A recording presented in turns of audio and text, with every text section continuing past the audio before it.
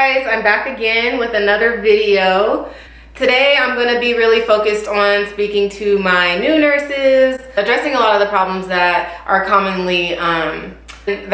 in the workplace for new grads and new nurses. I'm just going to be giving you guys some tips based off of what I've learned over time, how I handled some of these situations, and hopefully you can take something from this video and you can use that to help you to get through your time as a new grad or as a new nurse. So yeah, let's just go ahead and dive into it.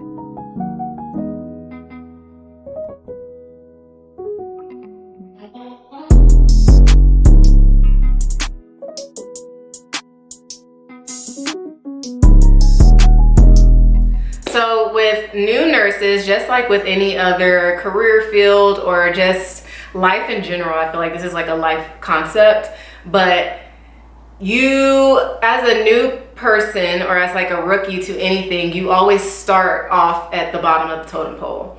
You always have to do the things that or people with experience don't necessarily want to do, and they've kind of gotten time under their belt so they feel like they don't have to do it.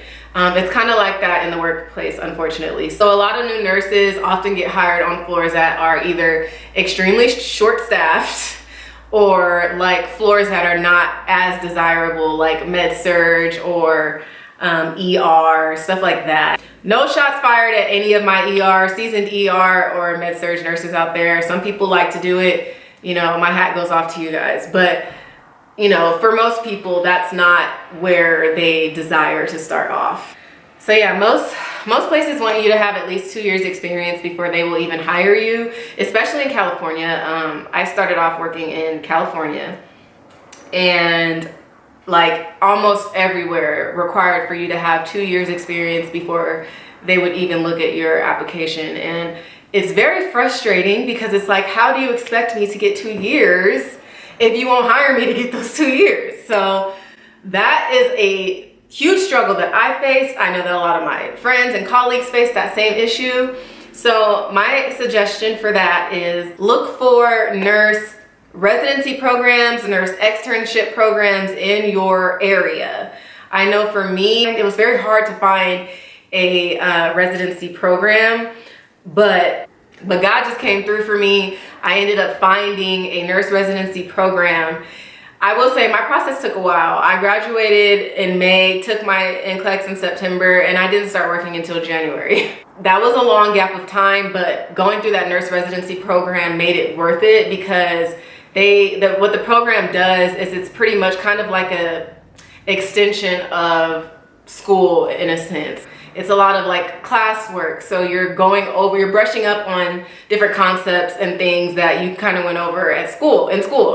And then you're also practicing on mannequins and going over a lot of skills before you get on the floor and have to do these things on a real patient. So it kind of is just a way to kind of boost your confidence as a new nurse.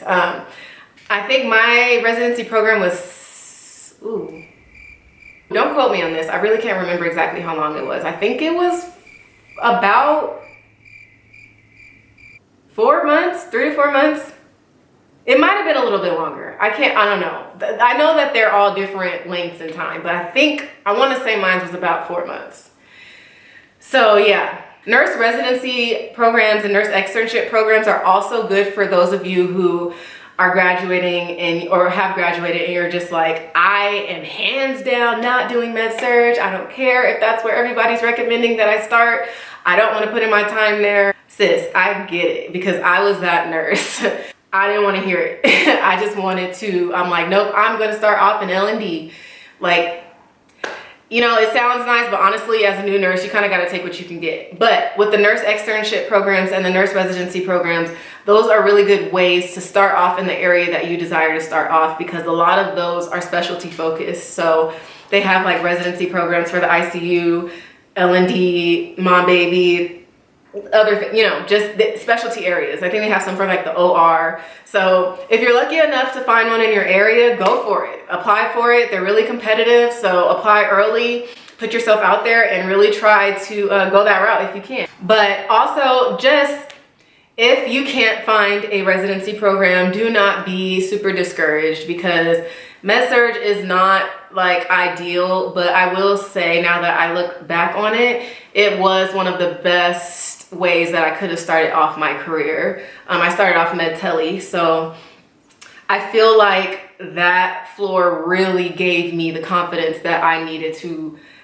be able to switch around and confidently move amongst the rest of my career. As a new grad, having only a year experience, I started travel nursing, but I felt like I could do that because I felt that prepared and that competent from working on that med-tele floor. So yeah, it sucked during the time, but now that I look back on it, like, I don't regret a thing. I learned so much during that time. So don't run from it. If you can't find a nurse residency program, if you can't find a nurse externship program, and if it just seems like all paths are leading to med-surg for you, it's not forever, girl. It's just put in your time and give it your all. Okay, so another problem, and this probably might not seem like a big deal, and maybe it's not a problem for everybody, but I know for me, it was a problem. But adjusting to 12-hour shifts, and not even just 12-hour shifts, but 12-hour night shifts. I know a lot of places, like I said, you kind of start off at the bottom of the totem pole, and not many people like to do night shifts. Not many like seasoned nurses like to do night shift. So a lot of the times you're gonna be starting off as a night shift nurse. I started off at nights, and that was hard to adjust to.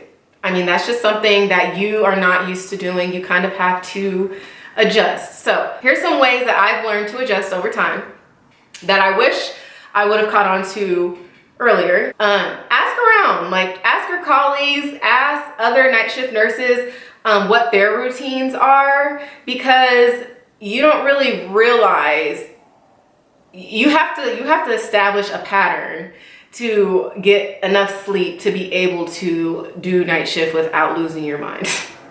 You have to really establish a schedule to be able to maintain friendships and relationships while doing night shifts, because it's so easy for night shift to suck all of those things away from you. So you have to go into it with a plan. So yeah, ask other night shift nurses what their plans are. I know that a lot of people, like say they're doing 3 in a row, a lot of people will go to sleep really late the night before their first day, and then they'll sleep majority of the day and then go to work at night, and then that's how they start off their pattern. For me, I have a very hard time falling asleep my first night, and so often I just go to work tired the first night. And that's not the smartest thing to do, but I literally just cannot make myself tired enough to fall asleep on that first night. So yeah, whether that be falling asleep for like at least 3 hours before your shift and then starting your routine off that way, or if it be sleeping the entire day or staying up the whole day, I don't know. Just find what works for you as far as sleep patterns to prepare yourself for those 3 in a row. If you're doing 3 in a row, a lot of people don't like to cluster their days. But if you are the type of person that likes to cluster your days, find a way to get sleep to start you off, because then the other days kind of just flow. You're able to kind of sleep from day 2 to day 3. But like that first day is typically the hardest. Okay, another tip, don't feel bad for sleeping during the day. It's gonna be very easy to feel bad because not everybody's gonna understand your schedule. Not everybody's gonna understand how important and vital sleep becomes to you.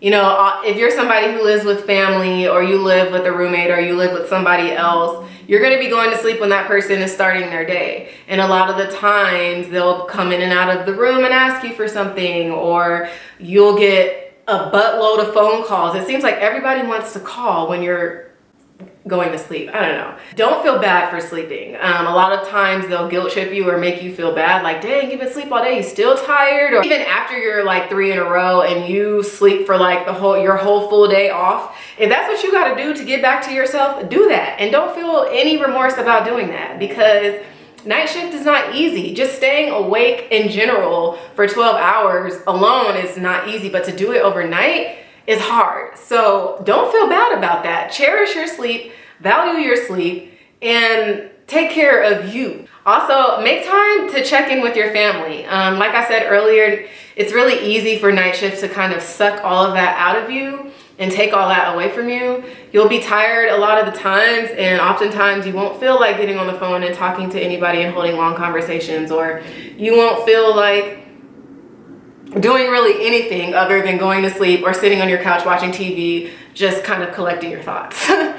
It's easy to become pretty distant from your friends and family when working night shift. So just make sure you're taking that time to check in on your loved ones, spend that time, some quality time with your loved ones, whether that be calling whoever it may be on your way home from work in the morning, or calling them first thing after you wake up when you're getting dressed to go into your next shift. Just make sure you're calling people, you're reaching out, you're scheduling some lunch dates, or having them come over if you don't feel like leaving the house. But try to squeeze in time with your family, because like I said, it is really easy to become distant from a lot of your friends and family because you are just so tired. And that leads me into my next suggestion is take your self-care days serious, okay? I know for me, typically I like to cluster my days.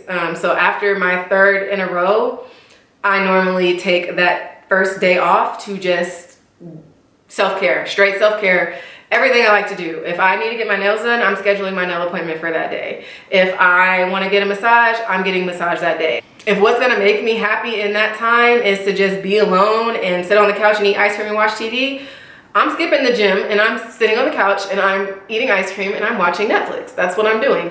Whatever it is that is going to make you happy, be selfish on that day. Take that day for you and do whatever it is that makes you happy, because it is so vital to bring yourself back to yourself, to just release all of that negative energy, whatever it is that you may be dealing with at work. Because if you don't take these self-care days, if you cannot make sure that your cup is full, you're not going to be able to pour into other people, and you're just going to become a huge energy suck and you're going to be burnt out. But it's important. Just take your self-care day serious. Okay, this is probably one of the most common, unfortunate issues that new nurses face in the workplace, and that is bullying. When they say that nurses eat their young, they are not lying. I don't know what it is about older nurses and what they have against younger nurses. It's like at the end of the day, we're all doing the same job. We are all caring for the same type of people. Like, we are in this together. Let's build each other up. That's how you would think it would go, but it does not go that way. Older nurses oftentimes will give new nurses a very hard time. Y'all, please don't accept this. Like, this is not okay. And I feel like it's become so normalized that new nurses just brush it off. I know for me, I felt like as a new nurse, I didn't have enough authority, or who am I? I just started here. Like, who am I to say anything about anybody? And they've been here for like so-and-so years. Like, I can't say anything. I just got to deal with it. I'm just going to avoid her.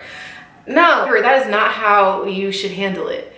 Report that person. If you feel uncomfortable in any way, go through your chain of command. Start by talking to your charge nurse, your CNC, whatever. Bring it to the manager and then the supervisor if need be. But you handle that issue. You attack that issue and do not let it keep going, because let me tell you, these older nurses are all big and bad until they get sat down by a supervisor. Then they all of a sudden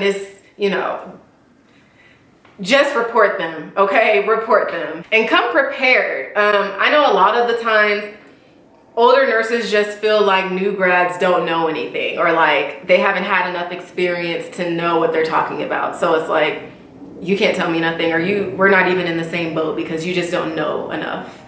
Come prepared. Like, come with your clipboard. Have your lab values written out. If you are somebody who for the life of you can't remember how to do trach care, or how to change a PICC line dressing, or essential line dressing, or whatever skill or something that you might not be 100% confident in, write down those steps in detail and keep these things in a binder and carry that binder with you. When I first started out, I used to be walking around the floor like a full-blown student, okay? I used to have my binder with my notes, my procedures, my policies, my lab values, all that. And I used to have a clipboard for extra backup for quick reference with the same stuff on there.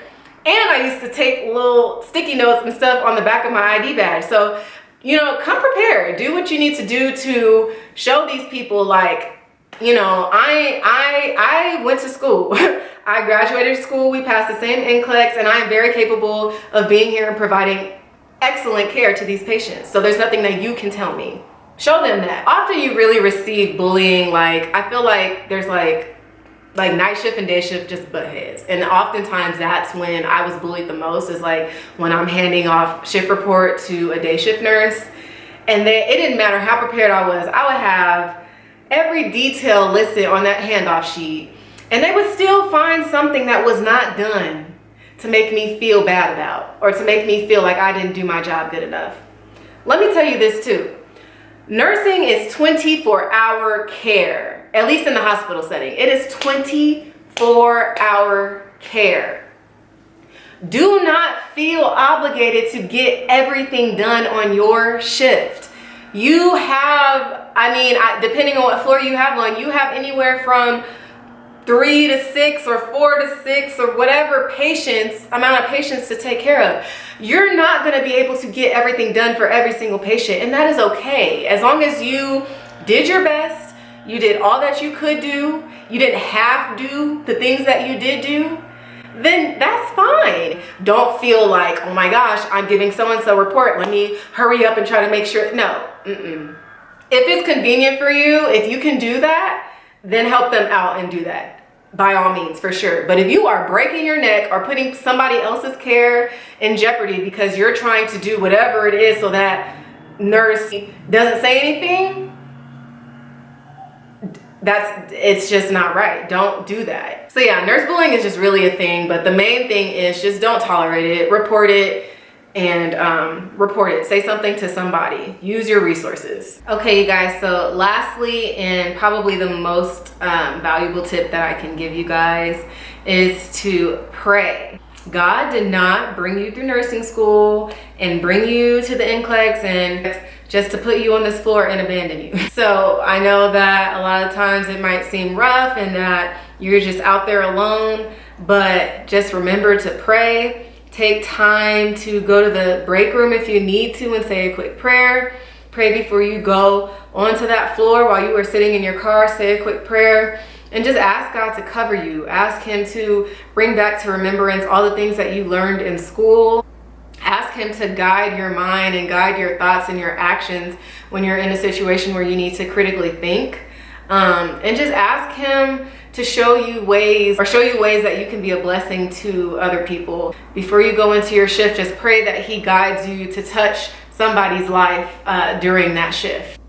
My teacher used to always say, you don't know what you know, but you know something. So it's easy as a new grad to second guess yourself and to question your actions and your judgment, but just be confident in what you know, be confident in your skills, and like I said, just pray and let God guide you through that floor, through your shift. Yeah, I hope that there was something to take away from this video that you can use. And just a reminder, you guys, that it does get better. Just put in your time, put in your dues right now, and just absorb all the information that you can.